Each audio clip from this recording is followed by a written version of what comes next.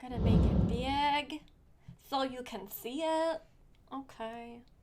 Ooh, potato chips with ridges. Nom nom. Oh yeah, I have to boost the sound. I like to build the suspense for dry educational videos. Ah. There we Actually let you eat the potato chips, I add these different contrast points. I either have you eat potato chips just by themselves, or I have you eat potato chips when there's a really delicious chocolate sitting on the table that you probably would like more, but you're eating the potato chips. Or I have you eat potato chips where there's a really gross thing of sardines sitting on the table.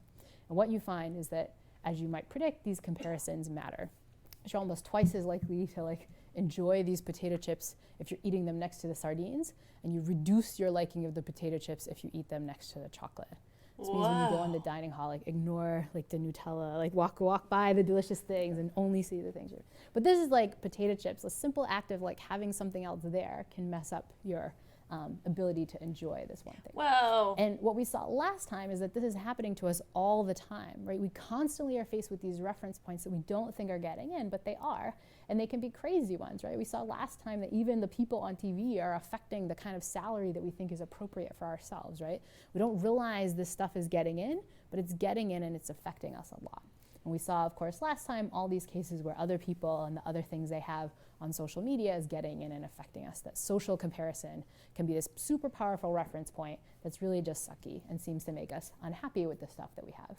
And so how do we bust this stuff up? How do we reset our reference points and use better ones? Well, there are a couple different strategies we're going to talk about. One is what I'm going to call concretely re-experiencing. The other is concretely observing. Then we're going to talk more about how we can avoid social comparisons, how we can interrupt our consumption to kind of switch what our reference point is, and how you can increase variety and why that matters. We'll start with this idea of concretely re-experiencing. So what do I mean by this? Well, what we saw is that one of the reference points that mess us up is what we used to think was there before. We have this idea of what we used to think. We get into a new circumstance, and at that moment, the new circumstance seems awesome because we have this new thing that we saw before. But we quickly forget what our reference point was before. Our new reference point is just this new thing. This happens a lot in the context of jobs. So if you all to get your dream job, some people's dream job is working at Google, you get your job working at Google. The moment that you find that out, in the first week or so, it's awesome. You're like, Google is amazing. They have all this free food. This is great. But a year into Google, that's just your reference point. That's just where you work. How can you get over that? Well, the idea of concretely re-experiencing is find a way to go back and re-experience what your old reference point was like before. If you were at some crappy job before Google, literally go back to that place and remind yourself what it was like. That's negatively savoring something, right? I'm gonna go back and savor how crappy something was. That's awesome. I need to do that. Experience the bad thing before, or if you were just unemployed before that, take some time to concretely use your imagination and think about what this was like. Or do the kind of version we talked about before, take 8 minutes and replay what your life was like back then and write down what it felt like. And all of a sudden that will switch your reference point, it will turn it back on. Some people even say to go back for a couple weeks if you have a new job that's paying you a lot, go back to a couple weeks of what that salary felt like before, what your old salary felt like, and then you will feel your new salary again, and all of a sudden it will be nice. But this is the idea. You can concretely go back and re-experience the things that you didn't feel before, and you'll kind of reset your reference point that way. I just experienced this. It sounds like she's talking about hedonic adaptation again, but in terms of a reference point. So something good that happens to us that we accomplish, acquire, get, can become it becomes a reference point. Yeah, and it's still a thing, so we can use negative save. Oh, it's just fascinating. Yeah, interesting. A little bit just over the weekend, I was away from the delicious dining hall that we have here at Silliman all the time, and I had this moment where I was like, where am I gonna get a bunch of vegetables and greens? Or it was breakfast, and I was like, how do I achieve breakfast for myself? When you go away, even for a little moment, then you come back and you're re-experience what life was like before I could just go there and have all this delicious food, right? But this is the idea. Take the things that you like, the things that you realize you're taking for granted, and can you go back and really make yourself have a habit of re-experiencing this stuff as it was before you got the good thing, and then you'll start appreciating even more. The flip side of this is the opposite sort of thing. It's finding a reference point that's not as good as yours and concretely observing what that reference point is really like. Like actually going to see what it is really like can sometimes make you realize the practicals of this thing against which you're comparing. You can actually see how good or how bad it is.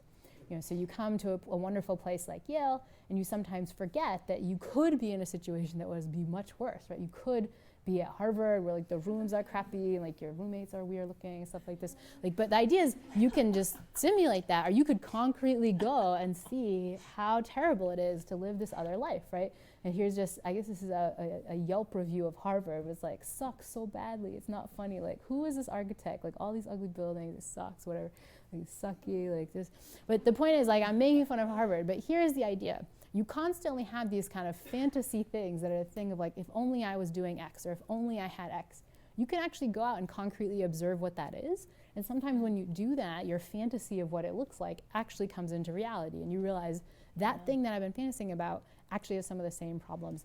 So you can negatively savor a memory, right? Like, okay, so I've gotten used to my like new thing. I'm gonna remember what it was like with my old thing and like negatively savor that and get perspective again.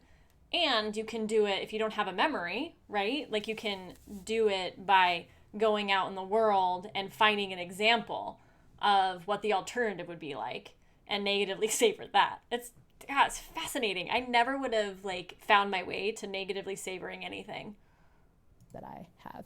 And that can kind of reset your reference point about which things you're paying attention to and kind of be a little bit more accurate about it. And so this is the idea of concretely observing. Really see what the other half is like, and then sometimes you'll like what you have even more. Third, and we kind of alluded to this last time, is that the worst kinds of reference points are other people. And if we can avoid using those reference points, we will be a lot happier. Yes. So we talked about this in the context of social media. Seeing other people's Snapchat stories makes us make faces like this, where we just get kind of sad. Like, what can we do to overcome this? Well, the good news is a bunch of kind of individual strategies you can start using, some of which you might like, but some of which you might find a little hard. So pick the ones that work best for you. One is a technique that comes from cognitive behavioral therapy and folks who want to stop ruminating, which is just called the stop technique, which is that sometimes you can be mindful and catch yourself doing these comparisons, and you need to give your brain a moment to just like shut it up and tell it it's not supposed to be doing that anymore. And so here's a technique. You're like looking through your Snapchat feed and you're like, oh man, everybody's having, Joe is having such an awesome weekend. And you notice yourself doing that. You have a moment where you notice you're making this comparison. You just out loud literally say, stop. And that causes your brain to take a moment to be like, wait, it's not the habitual thing you tend to do as your comparisons are working. It sort of forces you to do a stop, think on things. And it sounds a little crazy, but if you can be in the mode where you're catching yourself doing this, you're catching your own evaluations being about what other people are doing as opposed to absolutely about your own worth and your stuff, you force yourself to do a stop, think, sometimes that can have a powerful effect on breaking those kinds of connections. Another thing you can do is just go back to that practice of gratitude. Turns out another reason that gratitude works so well is it stops our social comparison. If you're experiencing lots of gratitude for the things that you have and your stuff, your attention is limited. You can't be doing that at the same time you're thinking about somebody else's thing and being envious. Gratitude is a kind of killer of envy. And so the more you practice that on your own, the less likely you're going to be making those social comparisons in the first place. You just don't have enough attentional bandwidth to do it. That's so yet awesome. Another reason to kind of write in your gratitude journal and feel grateful for things. A third thing, I think, is to be conscious of the kinds of social comparisons you're letting in. What we saw is that we actually don't have information, we don't actually have the ability to see these things and to control what comes in.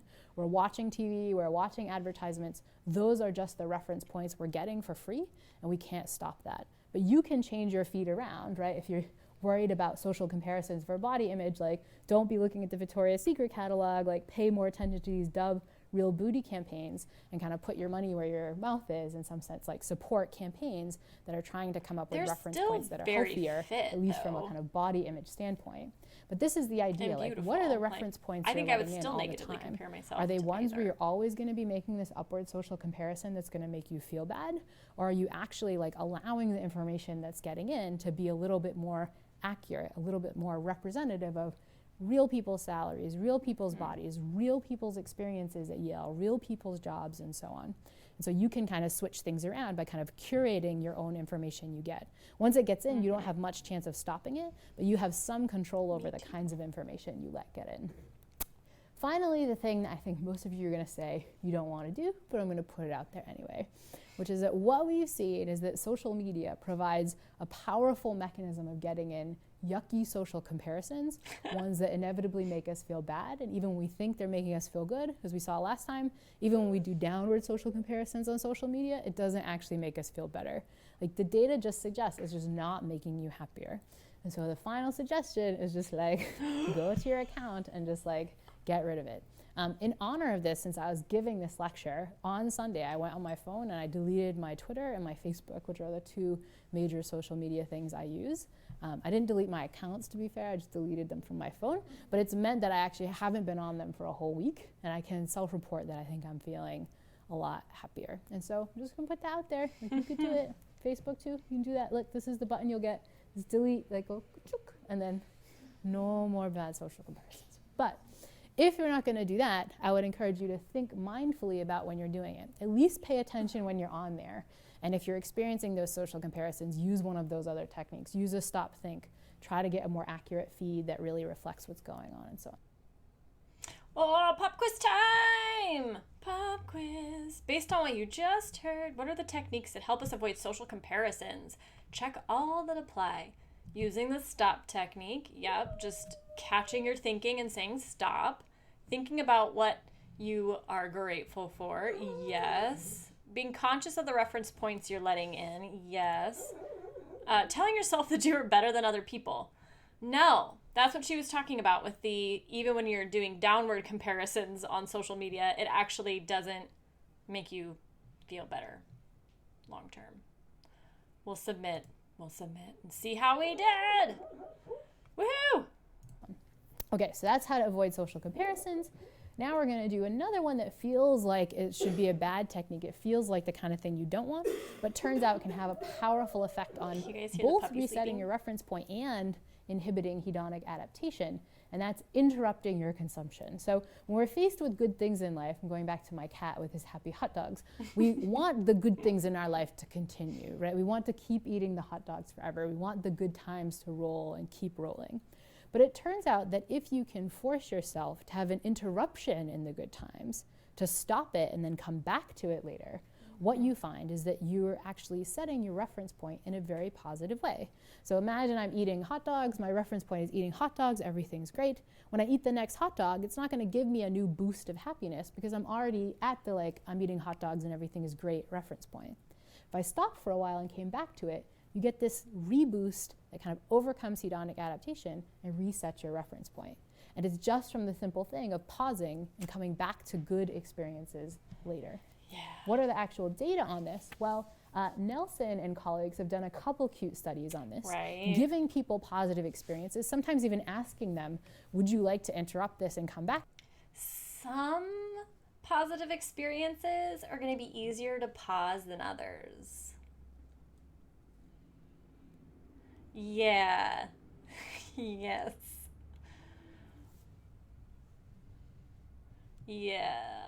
Like, I have a really hard time, like, around food, because I just, like, binge eat it.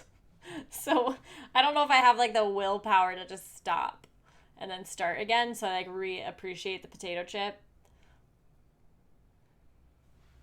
Other things. Get people's kind of forecast that, as you might predict, people are like, no, I want to keep going with this good experience, but then showing what really happens.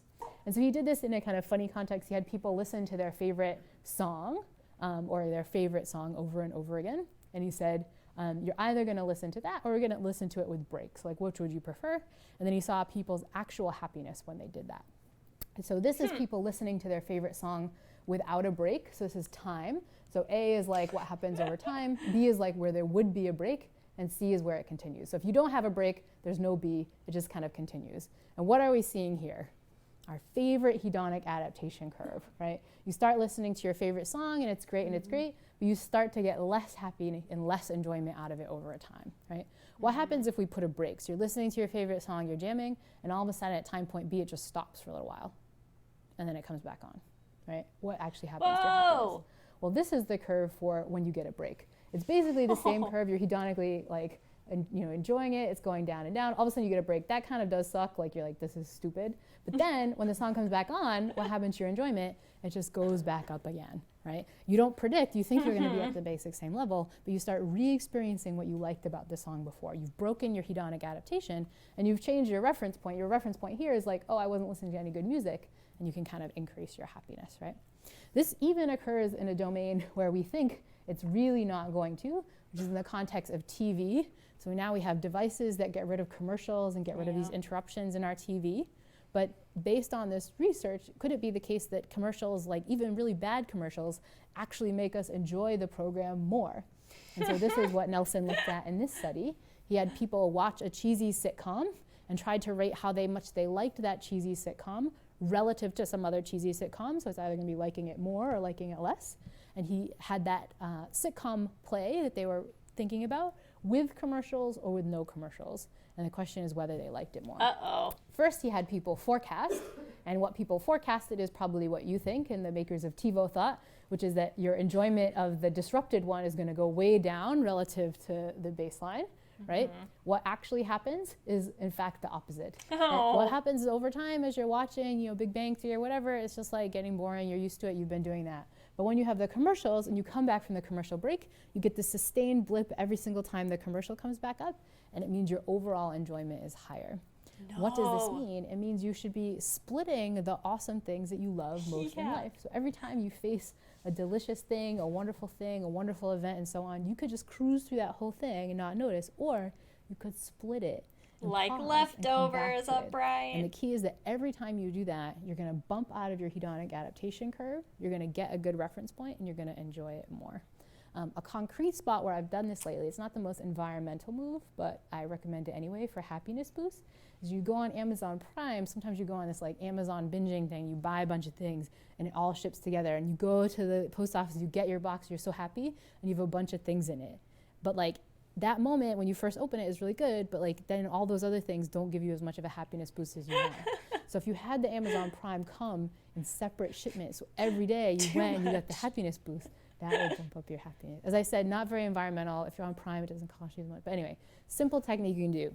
Upshot is think about your consumption, the good things in the world, and split them as much as possible. This also has a corollary, which is worth mentioning, which is that for bad things, you want to hedonically adapt to them quickly. And that means if you're dealing with bad things in your life, don't try to break them up. Try to squish them all together.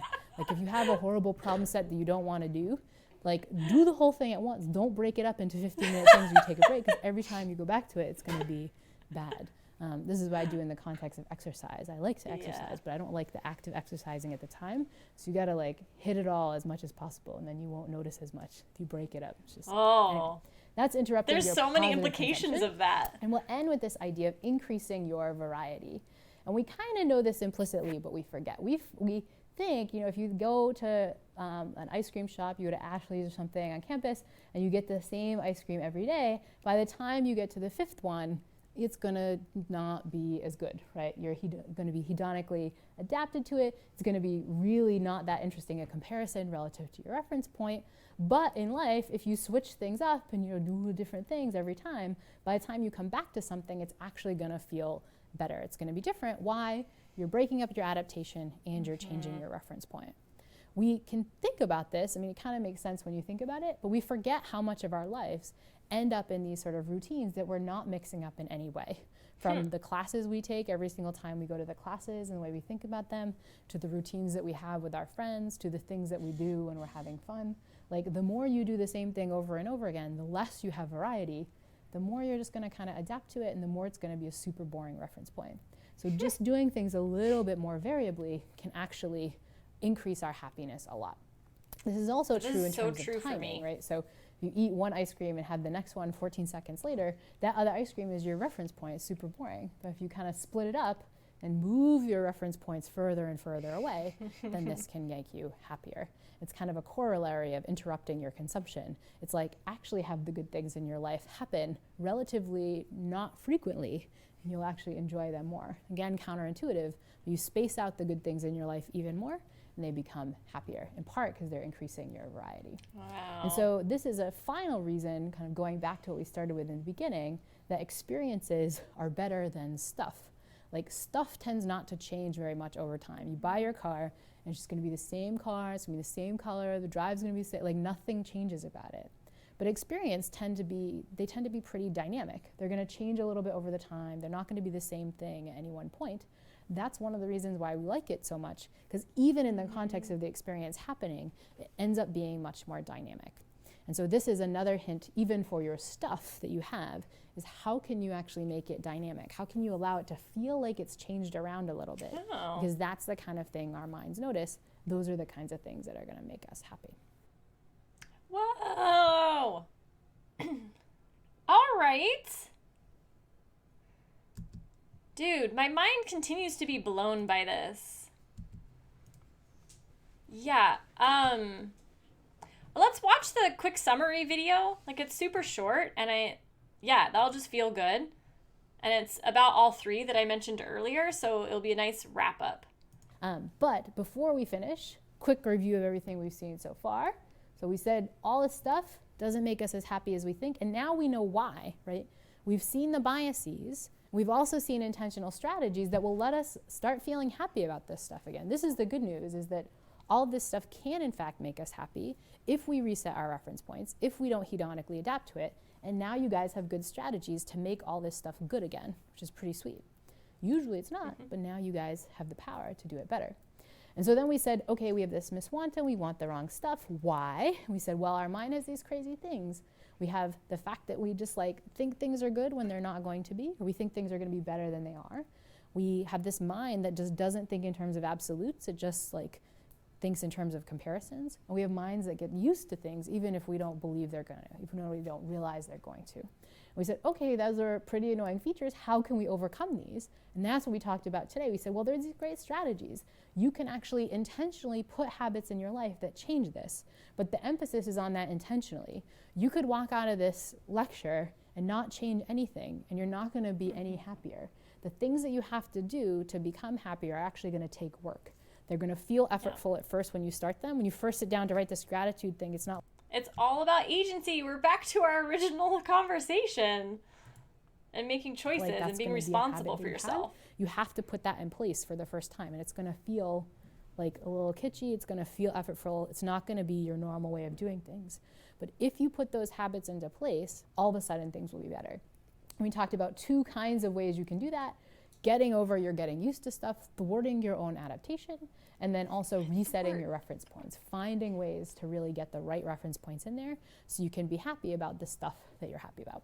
But if you're paying attention, we've gone through all these annoying features and we've cleaving them off. We cleaved off hedonic adaptation. We cleaved off the fact that we think in terms of reference points. But there's one that we haven't cut off yet, which is this perhaps even the most annoying feature, which is that our strongest intuitions are wrong. I've told you how to make all those things in your life that you thought were going to be good, but won't be very good unless you take intentional actions. I've taught you how to make them good again. But what we haven't yet done is all the stuff that miswanting is confusing us about.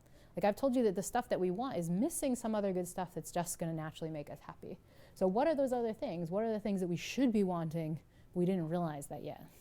And that's why I'm going to keep you guys for one more week, because that is what we're going to do next time. Oh, dang. On the edge of our seats. Oh, you guys.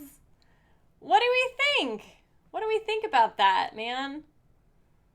There's so much in there. I wish I was like, I need to watch it again or take notes or like use that transcript thing down there. Essentially, like, my big takeaway is like lean into gratitude, because that helps thwart a lot of it. Go for experiences over things. And this idea of like breaking up the good experiences to increase your like pleasure and good feelings from them, and like batching together the like negative crap. Yeah, like those are the things that stick out to me. What about you guys? Anything?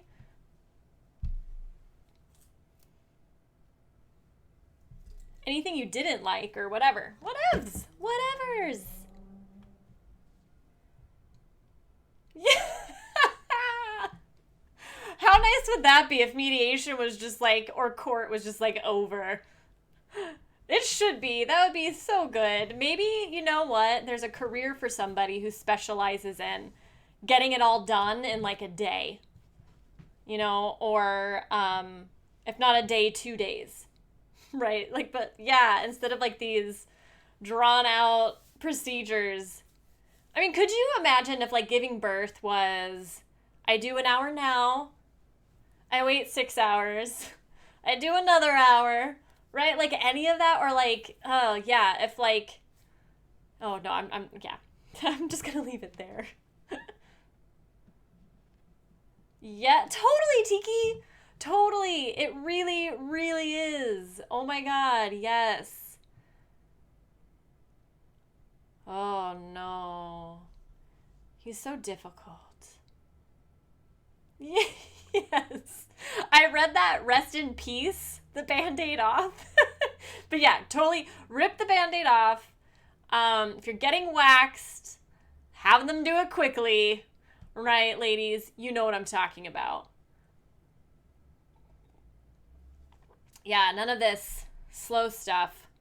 Yeah, if you're gonna, like, so Mr. Scott, like, you, like, are, like, the master of working out in, like, bursts throughout the day. But man, I get what she was saying about, like, if exercise is something you don't like, and, I mean, it's really hard when we're doing it, right? Like, who really likes that pain? Like, to batch it and just do it, get it over with. If you can afford the time, that makes sense to me, man. Yeah. Oh, I'm like, what else in my life sucks that I can like opening mail. Like that should just be like done together instead of slowly throughout the week. I should batch that up. Batch the dishes. Right? Like don't do them sporadically throughout the day. No, no, no. Do them once. Yep. Yeah, no, if I have to like put my exercises back to back, otherwise I don't do them. And same thing with meditating. Like I've been finding success finally in meditating regularly, and it's because I attached it to my workout routine. But if it's separated, I'm like, yeah. Yeah. Yeah, and that first step can be so hard. So hard. One of the things that I've liked the most about our pandemic is that, so when we talked about habits, right, and how they form, is it actually takes anywhere between 18 and like 284 days for a habit to sink in, which is a crazy wide range. It's not this like 21-day thing that everybody hears about. It's actually 18 to 280 some. So the other thing about that is to implement habits, the best time to do it is when your life has been completely upheaved, because all of your normal habits are forced out already. Like you're not like fighting for room against the stuff that already exists, because that stuff can't happen. So the pandemic kind of did that to all of us, right? Like it shook up our routines enough that we had this like really cool opportunity to set new habits with more ease than what's normal. Which is how I've been able to do working out and meditating. It's sweet. Were you really? That's awesome. That sucks, Scott. That so sucks. Like you would think it would get easier for you because it's a regular habit, you know? Maybe the stuff that just sucks to do, even as a habit, still just sucks to do it, right? Like Maybe there's just no way around the fact that certain things, yeah, are just going to be awful and we just like do it anyways. Yeah. Yeah, totally. Oh. Here.